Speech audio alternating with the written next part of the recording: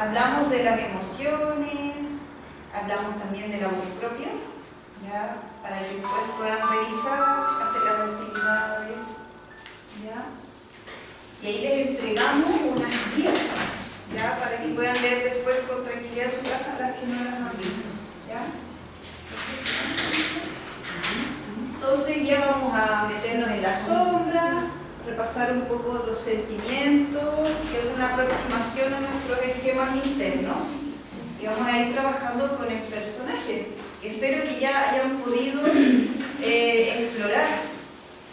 ¿Ya? ¿Se acuerdan que en la sesión 2 les pedimos que pensaran en un personaje principal? Sí. ¿Cómo les ha ido con eso? Oye, yo iba a soñar en una... Me despertaba y pensaba. Muy bien. Estaba pensando que como no tenía Sí, la idea es que ojalá pudieran ya tener una idea de su personaje principal. ¿Ya? ¿Es tu personaje? La idea es que lo enfoques en uno. ¿Ya? Pero si quieres otros, igual tenemos ahí escrito y explorémoslos también. ¿Ya? Pero nos vamos a enfocar más en uno y en dos hoy día. Y ahí vamos a ir viendo cómo avanzamos. ¿Ya? ¿Y ustedes, chiquillas, cómo les ha ido con su personaje? ¿Tienen alguna idea de su personaje? Yo tengo mi personaje. Pero si no lo tienen, hoy día lo vamos a lograr. Hoy día lo vamos a... Ahora a vivir hoy día. adelantarlo. Así que...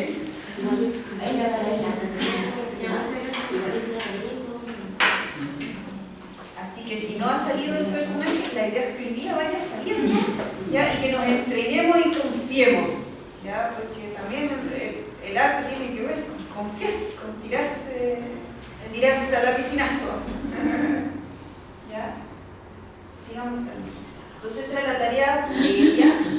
Igual si no la han podido completar, lo vamos a ir completando después a lo largo de la sesión, ¿ya? Que cuál era el personaje principal y pensar primero en sus virtudes y dones, ¿ya?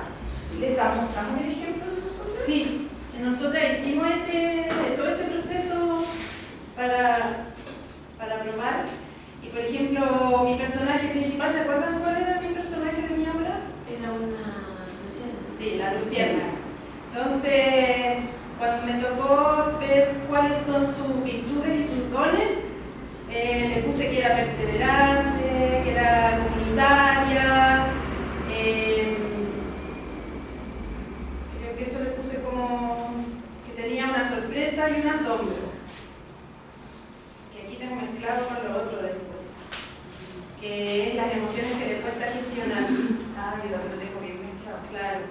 Entonces, también después le puse ciertas emociones que le costaba gestionar, que son la decepción, la frustración. Entonces, a partir de eso después fui armando mi luciérnaguita. Sí, pues, yo la mía era una semilla, si se acuerdan. Sí. Y ahí empecé a dibujarla y estaba bien así sencillo el dibujo. Y le puse primero que era curativa, que era paciente y tranquila. Después vamos a hablar de las emociones del personaje. De ver que nuestro personaje tiene ciertas emociones, ¿no? Algunas que son agradables y otras no muy agradables. ¿Ya? Sigamos adelante. Bueno, en la sesión previa nosotros vimos el tema de las emociones.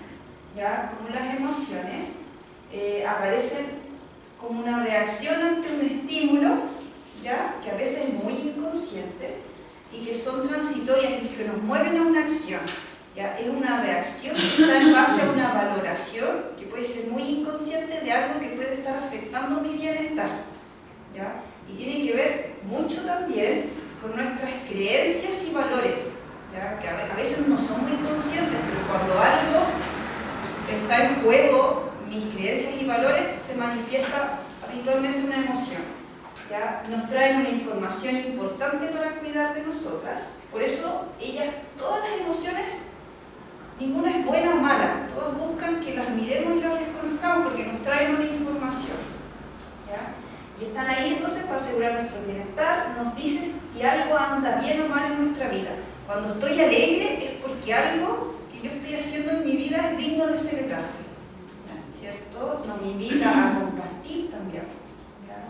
Si yo estoy triste, me está está trayendo la información de que algo en mi vida se ha ido, ha cambiado, hay un duelo, hay una pérdida, entonces yo tengo que reconfigurarme, ¿ya? ¿Y qué pasa cuando uno tiene esa pena, esa tristeza de la nada? Como que no hay nada que lo motive, claro. Vamos a ir viéndolo a lo largo de esta sesión, porque así a priori nosotros, solo una parte de nuestro ser, nosotros somos conscientes, pero hay una parte, una gran parte de nosotros de la que no somos conscientes. Incluso uno puede estar atravesando tristezas que no son de uno, ¿ya? Que son tristezas heredadas, por ejemplo, en torno a ciertos valores y creencias y memorias de mi familia, ¿ya? Entonces por eso a veces cuesta reconocer, chuta, esta tristeza es mía, ¿de quién es? Entonces es porque, vamos a ir viendo ahí una metáfora para ir entendiendo esto. ¿Ya? Sí, y también ocurre a veces que uno no se da cuenta que es súper sensible, porque a mí me pasa eso.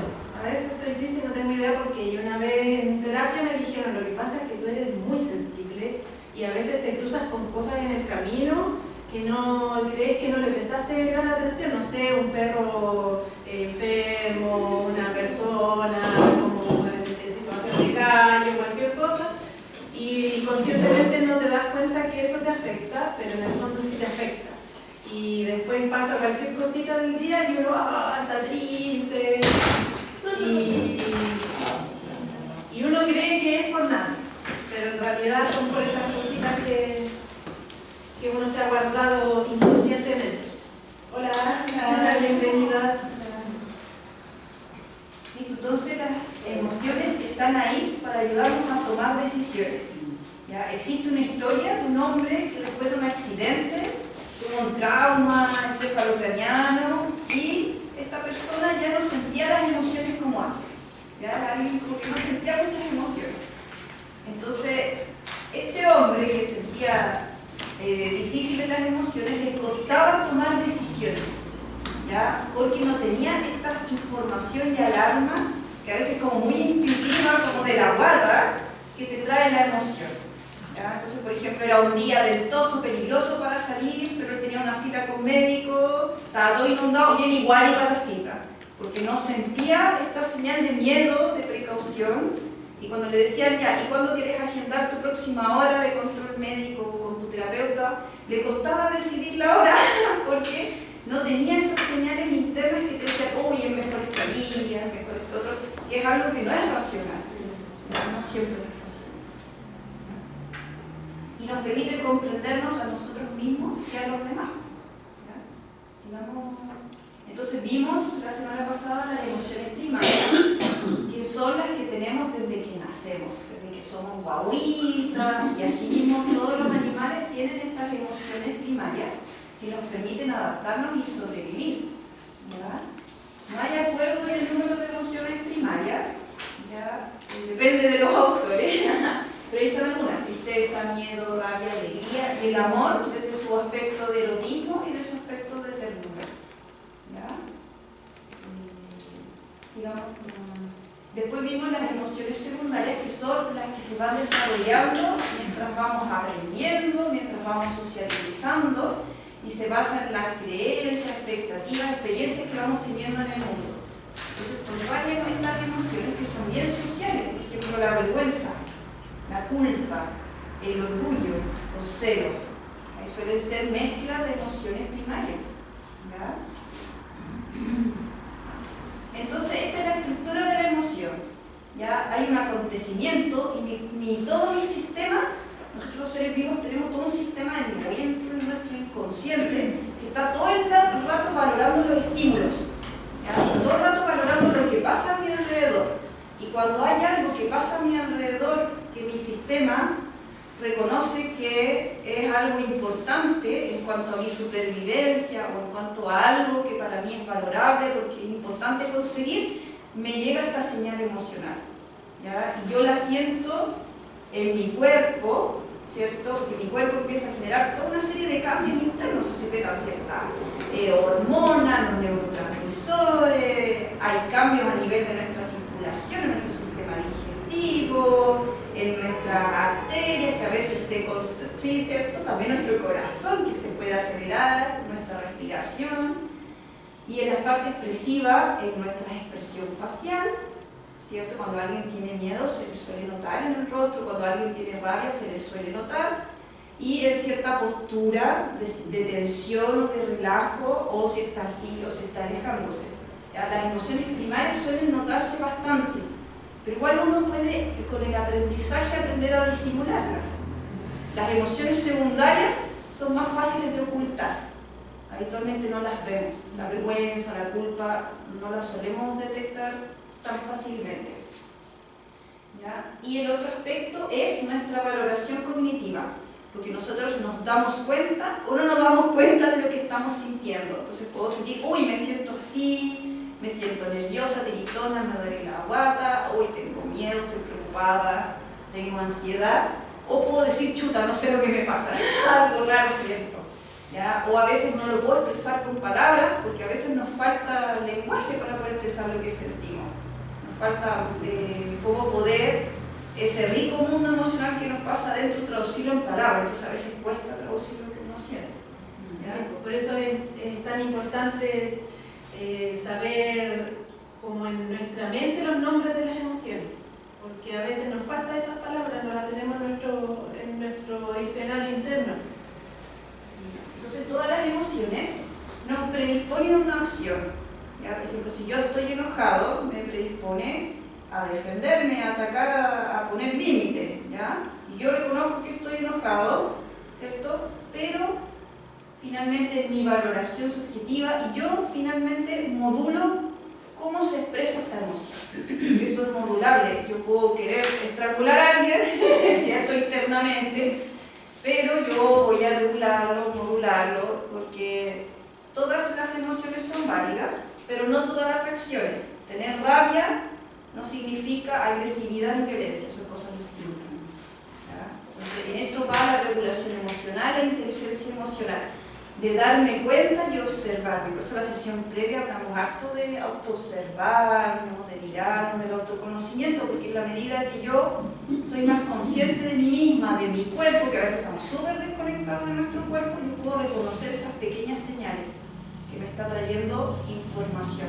Sí, de hecho hablamos de cómo hay una técnica muy interesante que es el semáforo de las emociones, en donde si yo me doy cuenta que estoy desbordada por algo, tengo que parar, como que estoy en rojo, así que stop, paremos, respiremos un rato, vamos a dar una vuelta, quitemos la almohada, lo que sea, vamos a dar una ducha, porque actuar en ese momento en que estamos en rojo nunca es bueno.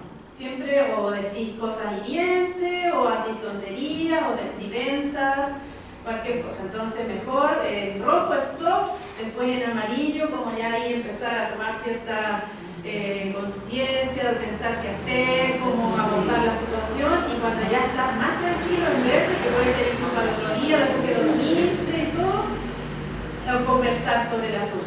Pero conversar sobre el asunto con la persona que ha estado involucrada en toda esta situación, para poder que no te ocurra más aquellas cosas. Entonces, por ejemplo, no sé, en casa, llegaste, estaba todo sucio, te dio caleta de rabia, querías gritarle a todo, patear y todo. No, mejor stop, hiciste el stop, te diste una vueltecita o te tomaste algo rico que te gusta, un tecito, un cafecito, una cerveza, lo que sea. Y al otro día conversas con la gente de la casa. ¿Sabes qué? Ayer me sentí súper mal, como ya te observaste, ¿sabes lo que sentiste? Entonces me sentí súper mal, me molestó que estuviera todo sucio porque yo he trabajado todo el día, entonces cuando llego no me gusta que esté así, podríamos hacer algo para que esto no ocurra de nuevo, tal vez antes de salir yo puedo aportar de dejar limpio un poco para que después a ustedes no les haga tanta la carga, y ahí buscar una solución en conjunto, porque vivimos en comunidades generalmente, a veces comunidades de a dos solamente, pero la idea de una salud, de un bienestar emocional tiene que ver con todos los que habitan en donde uno está. Entonces, abrirse a esa comunicación, que no estamos tan acostumbrados a hablar de eso, como dentro de nuestras casas, ¿sabes que esto me molesta? Y no es para molestar al otro, sino que es como para que te conozcan ya. Entonces, si el otro te quiere y te valora, va a estar abierto a poder buscar soluciones al respecto y decir, ya, bueno, entonces voy a evitar que esté así cuando tú vuelvas. Entonces, así de a poco nuestra vida cotidiana va siendo más agradable. Y lo mismo la técnica del semáforo me permite reconocer cuando el otro está en rojo. Si el otro está furioso, con rabia, no va a pensar bien. Entonces no es el momento de hablar. Entonces yo voy a respetar que si otra persona necesita un tiempo antes de resolver el tema que tengamos. ¿Ya? Eso aparece de todas maneras en la revistita. ¿Ya? Sí, se la quiero pasar. Entonces, esta vivencia emocional, que les decía que era otra de las expresiones de la emoción, que tiene que ver con cómo yo interpreto esa emoción que siento en mi cuerpo, en mi ser, qué nombre le doy, qué pensamientos tengo asociado a eso. Y cuando nosotros hacemos esa valoración interna, subjetiva en nuestro interior, pensamos la emoción, por así decirlo, eso es el sentimiento. ¿Ya? El sentimiento es una emoción que ya tiene una elaboración, que ya tiene un pensamiento. ¿Ya? Entonces participa la voluntad. Yo por medio de mi voluntad puedo alargar esa emoción o no, ¿ya? Según los pensamientos que tengo. ¿Ya? Entonces es una experiencia interna más estable en el tiempo, independiente del estímulo, menos visceral, en el sentido menos espontánea, directa y más reflexiva. ¿Ya? Entonces la idea es que nosotros lleguemos de esa emoción primaria, básica, visceral, lleguemos a un sentimiento reflexivo, ¿ya? A una elaboración de esa emoción.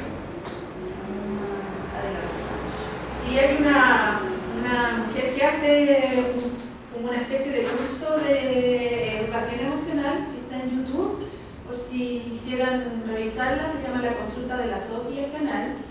Parte con el primer capítulo es hablemos sobre la depresión y de ahí va hablando un montón de temas, tiene como 120 videos y ella siempre habla que todas estas emociones más viscerales y acciones más viscerales son las reacciones que haría un mono, que haría un primate. Entonces, porque nosotros somos en esencia monos. Entonces, que el trabajo que nos toca realizar es hacer esta evolución a humanos con mayúscula.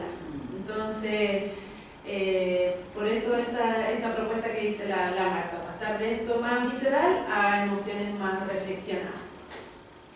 Entonces los sentimientos son percepciones o representaciones de las propias vivencias y de nuestros vínculos con los otros y el mundo. Incluyen imágenes, sensaciones, intuiciones, silencios, recuerdos, así como el sentido que damos a todo ello. Los sentimientos pueden convertirse en emociones lúcidas o sabias, que serían emociones convertidas en sensibilidad. ¿Ya? Esa es una posibilidad de viaje del mundo emocional, en transformar todas estas sensaciones en sensibilidad. Entonces, en la sesión previa hablamos de que la idea era darnos el espacio y el tiempo de transitar las emociones. Hay emociones que se resuelven rapidito porque traen información que es bien sencilla de manejar, pero hay otras emociones que demoran mucho más tiempo. Muchas veces la tristeza puede ser una emoción mucho más difícil de elaborar, especialmente en relación a un duelo. Entonces, no apurar la emoción, que a veces darnos el espacio y el tiempo. ¿Ya? Y súper importante reconocer, legitimar y nombrar las emociones. Cuando nosotros reconocemos lo que estamos sintiendo, lo podemos nombrar, lo estamos empezando a entender, lo estamos empezando a comprender. Y es como que la emoción se tranquiliza. ¿Ya? ¿Se acuerda que hablamos del sistema familiar interno? De que nosotros como que estamos constituidos por varios yos. Entonces a veces sale ese yo herido, triste, y si yo lo escondo como que se siente aún más abandonado y más angustiado. En cambio, si yo lo acojo y reconozco esa parte mía, yo la puedo consolar, la puedo observar, le puedo dar un espacio. ¿Ya? Y esa parte mía entonces se calma, se tranquiliza. Hay una película de eso, ¿cómo se llama? Intensamente. Intensamente, sí, hay una película de animación. Es muy interesante que si la han visto o si la quieren ver, que habla de las emociones básicas. Sí. Lo otro es poder expresar las emociones y encontrar nuestro propio estilo emocional para expresar las emociones. ¿Ya? Es bueno expresar las emociones, que nos ayuda a sacar eso que sentimos. Muchas veces cuando estamos tristes, llorar un rato, un montón de llanto, como que nos libera, nos saca algo pesado. Si estamos con rabia, poder expresar esa rabia de alguna manera, también como que nos libera de la rabia. Pero cómo encontrar ese modo de expresar las emociones que yo me sienta tranquila y cómoda con esa expresión, que al otro no le genere un trauma, un daño, y que yo vaya creando espacios también armónicos, pero que yo también me exprese sin reprimirme. O sea, hay un balance, ¿ya?, entre yo, mis seres cercanos y el mundo. Entonces yo encuentro mi modo de expresar mis emociones, que puede ser no necesariamente en el mismo instante, no necesariamente de modo público, puede ser algo muy privado, puedo escribirlo, puedo rezar, ¿ya?, puedo hablarlo con alguien de confianza, ¿ya?, puedo bailar, ¿ya?, puedo escuchar música, y la música, al conectar con ella, voy sacando toda mi emoción, puedo cantar, en muchas formas, ¿ya? ¿Sabes que yo tengo un problema ahí? No puedo abrazar. Yo rechazo el abrazo. O sea, a mí me saludan, bien, un abrazo, qué sé yo. Pero si yo creo que decir a alguien, puedo estar escuchando la vida y de repente me cuenta cosas tan frágiles y yo lo único que quiero es abrazarla, tocarla, pero no lo puedo hacer. Hay algo que me dice no, y no puedo, ni siquiera mi hija, no puedo, no sé por qué. Y lo he intentado, o sea, he hablado con gente, con psicólogos, al único que he abrazado en mi vida y lo abrazo casi todos los días a mi nieto. Pero a mi hija me cuesta, a mi amiga me cuesta mucho, no puedo abrazar. O sea, hay algo que me dice que no abrazo. No sé por qué. Sí. Pero no lo entiendo. Si uno escudriña ahí, tal vez llega a la base de ese tema. Sí, no puedo. Y a veces son como las creencias y las costumbres familiares. Puede que en su familia jamás se hayan abrazado. Me crié con la abuelita y tengo unas de cosas. Me crié con la abuela. Pues yo les contaba un ejemplo que yo también era de no el abrazo. Y en mi familia eran no de abrazar tanto. Y un día conocí a una gente que hacía teatro. Yo todavía no hacía teatro. Y ni los conocía. Hola, hola, y me abrazaban. Y yo así como el zorrillo apestoso. ¿Qué onda? Y me puse a pensar, ¿por qué me molesta tanto? Entonces después como que me dejaba abrazar y le encontré el gusto, pues y ahora yo abrazo. Entonces fue un proceso de tomar conciencia de que pasaba esto. Ahí vamos a ir viendo, quizás vayan saliendo algunas claves. Y la idea es poco a poco ir comprendiendo nuestras emociones. ¿Ya? Comprendiendo nuestras emociones es verlas, reconocerlas, escucharlas y ir entendiendo por qué están ahí. ¿Ya? Muchas veces se basan en ciertas creencias o valores que yo aprendí en algún momento de mi vida, pero que yo tengo que volver a revisar. Quizá hay un aprendizaje ahí que yo tuve respecto a algún tema. Quizá hay una emoción heredada, muchas veces heredamos emociones de nuestra familia. Entonces, poco a poco vamos comprendiendo esa emoción y vamos sabiendo qué información me trae esa emoción. Y quizás me ayude si yo tomo, porque finalmente la emoción me trae una información y ya cumple su función cuando yo la escucho y decido qué hacer con esa información. ¿Ya? Y ahí ya se trascendió la emoción. Porque ya vino, me contó, la miré, qué onda y decidí qué hacer al respecto. ¿Ya? Y eso puede ser incluso un proceso de transformación, porque algo cambia en mí con la información que me trajo. Incluso esa emoción que me trajo me puede hacer revisar alguna creencia muy interna y antigua que tenía, que ahora ya no es válida quizás. O me hace reforzar una creencia y valor que es súper importante y yo lo quiero reforzar. ¿Ya? Entonces yo puedo decidir. Entonces, ¿por qué nuestras emociones son lo que son? ¿Qué las genera? ¿Cómo se originan? Ver sus efectos y sus causas. Ver qué tipo de emoción se trata. ¿Cuál es su historia? ¿Huella o memoria emocional familiar en ellas? Familiar y personal. Entonces, como ver un árbol, yo puedo ver la hoja, los frutos, pero yo no veo todo lo que está pasando dentro de ese árbol, las raíces, la comunicación que genera con otros árboles, con los honguitos, los micelios, entonces hay mucha información que yo no sé, yo veo lo externo. ¿Ya?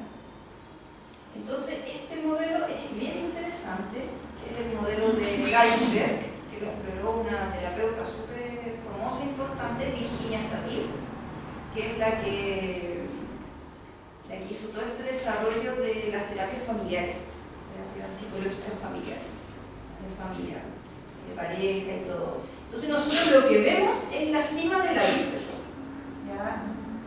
Es como que esto representa cada uno de nosotros.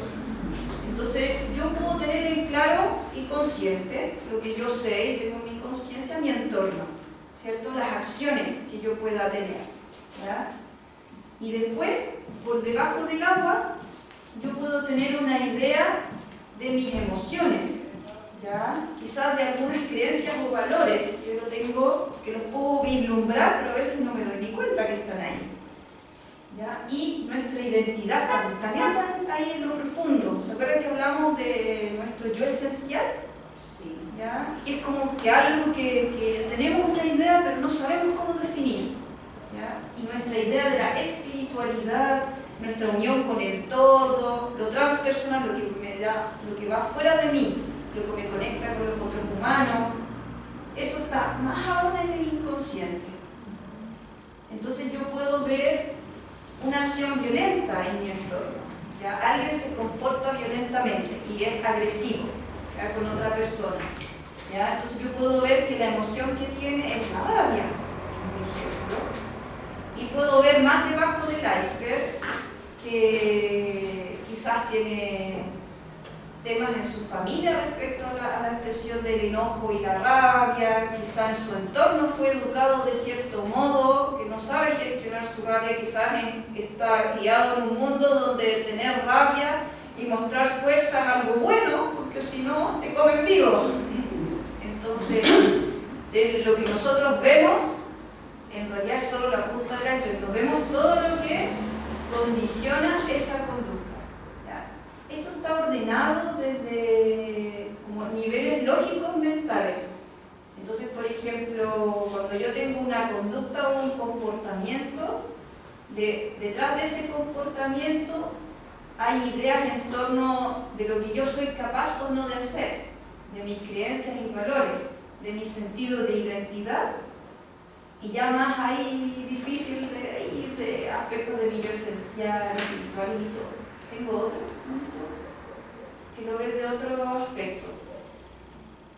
Entonces ahí están las emociones, como que nosotros las sentimos en el cuerpo, a veces las podemos identificar, las vislumbramos debajo del agua, pero detrás de esa emoción están nuestras percepciones, nuestras expectativas, nuestros deseos, ¿ya? Nuestras memorias, quizá alguna memoria traumática. Por eso, el momento que nosotros vemos algo, hay toda una exploración para hacer, para entender aquello que es aparente. Así que nosotros, por ejemplo, si sentimos una emoción que nos genera algo en el mundo, podemos ir explorando qué pensamientos respecto a esta emoción tengo, que son los sentimientos.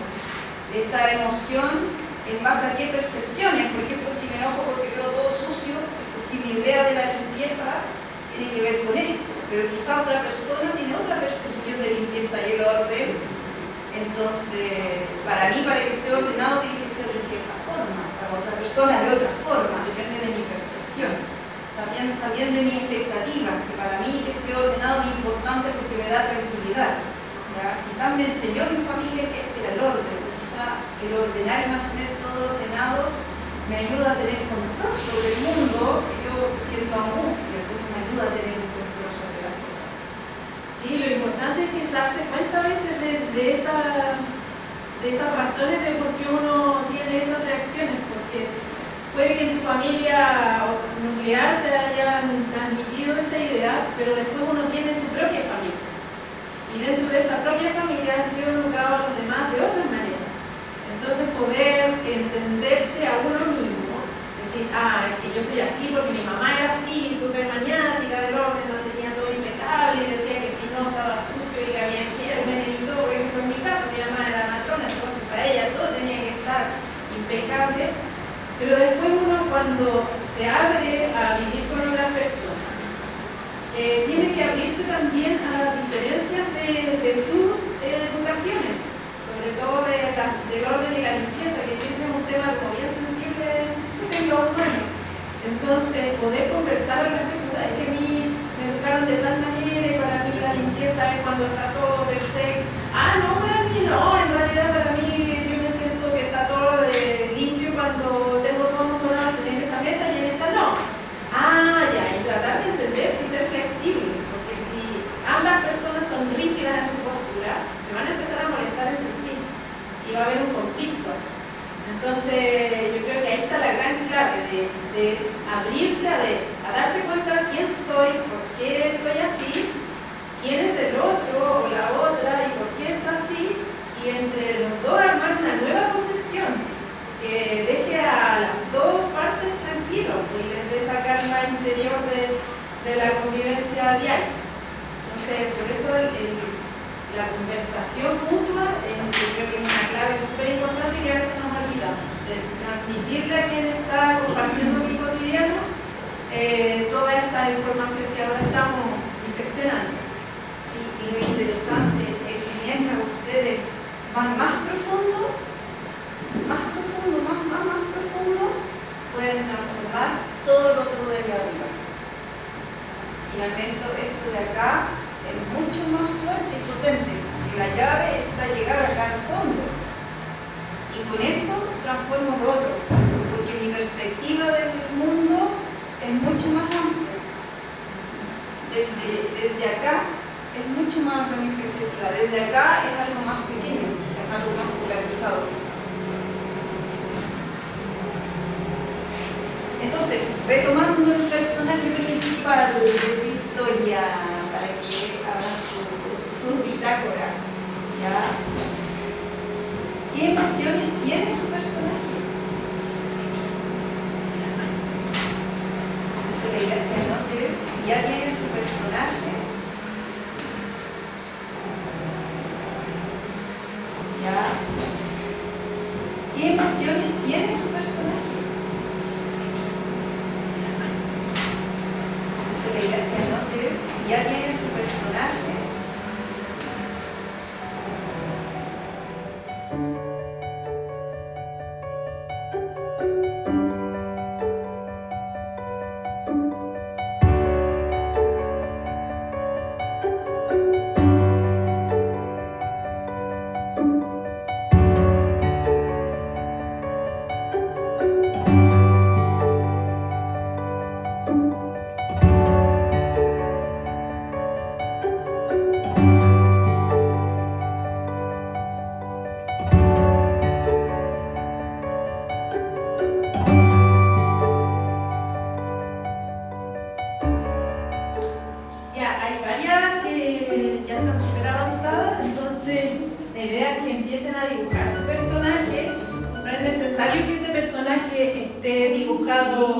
cómo va a llegar a ser al final. Entonces, para que lo entiendan, quiero mostrarles el proceso que yo misma hice.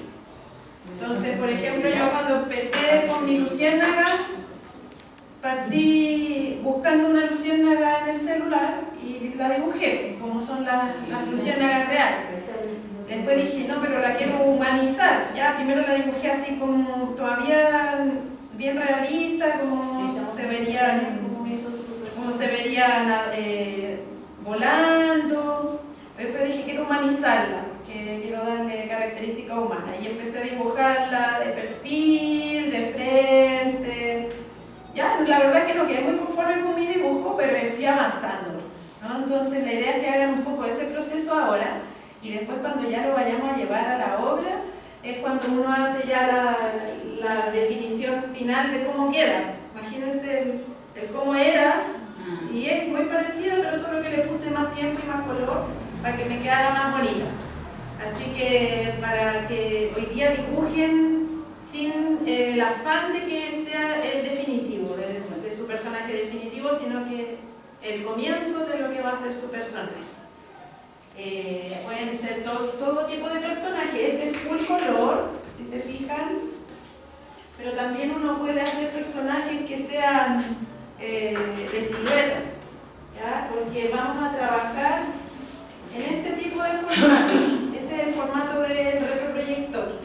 Entonces, cuando ya lo vayamos a hacer en definitivo, la idea es que no sea más grande que el formato, ni tan pequeño, a menos que necesite ser pequeñito por sus características. Entonces, después vamos a poder ver ahí que quepa bien en el formato. Por ejemplo, el personaje de Marta, que es la semillita, es súper simple. Este es el personaje de Marta.